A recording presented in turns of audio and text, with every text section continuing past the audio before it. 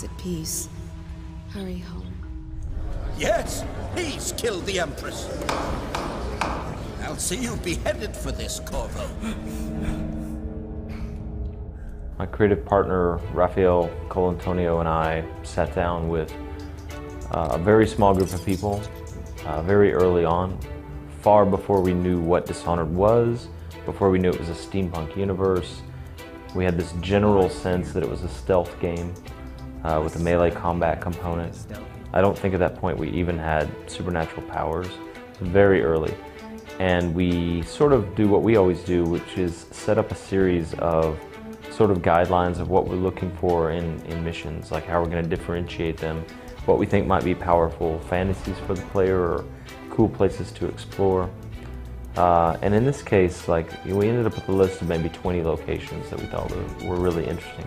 And at each location, we had a list of interesting locations that would provide the player with a real change of pace and some interesting fantasy related to exploring a city or trespassing, being in a place where you're not supposed to be.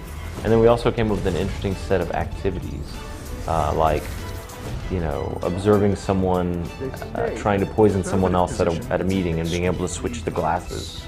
And then we just mapped them together in the right way and then slowly built a narrative around that. As an assassin, as a supernatural assassin, you are going to be given a set of targets that you have to eliminate. In the case of Sokolov, you actually don't eliminate him, you bring him back to the people that ask you to help them.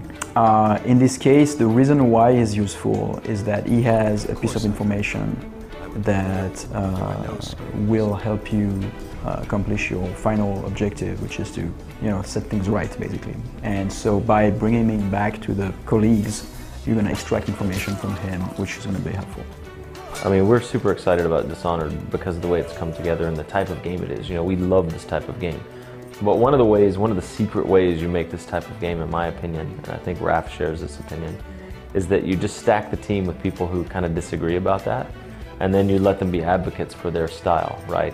So we have all the time the guy that's butchers everyone, and then we have the other guy who's I'm going to be unhappy unless you can play this game without killing anyone. And then you've got the guy that uses stealth to assassinate people. It just works to have a group of people who do things differently and let them sort of advocate for their pathways. So yes, it is actually a mission-based game where every mission is crafted, and that's for us the approach, is that it is open-ended, but not in an open world kind of environment, right? It's mission-based, so every area is finished, is contained. However, within this area, there are multiple ways, there's a lot of verticality, and you can go to the right, to the left, you can possess some animal, possess somebody to do things.